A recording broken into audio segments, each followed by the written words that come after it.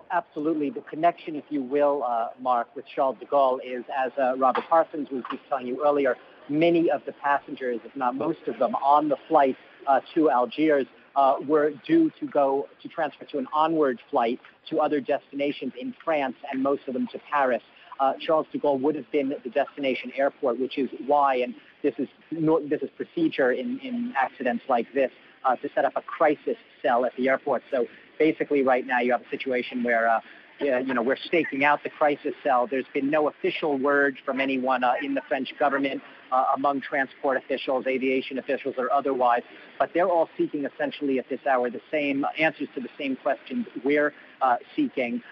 What happened? Was it bad weather, in fact, that brought this plane down? Was it able to get around the storm, given the reports that it was told to change its course, to modify its course in bad weather? It could have been a sandstorm as well. The area is obviously known for sandstorms, so that could be a complicating factor, to say the least.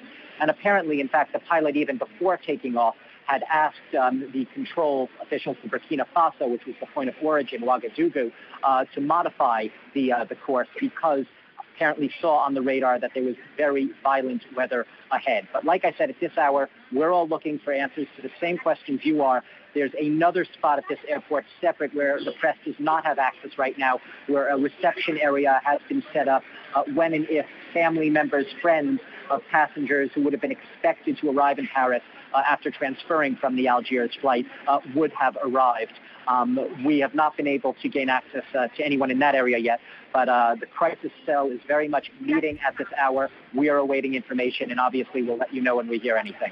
And Doug, presumably while all that's going on, the rest of the airport operating normally and people taking their flights as normal? Absolutely.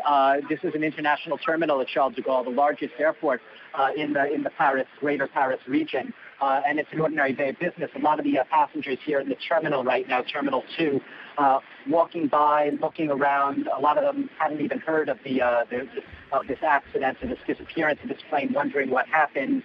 Very curious, obviously. But like you said, this is the summer traveling season towards the end of July, and a lot of the French holidaymakers who are going away in August are going away a little earlier. So it's a relatively crowded scene here at the airport, people going about their holiday-making business, which is a very tragic day right now for other passengers who are on an Air Algérie flight.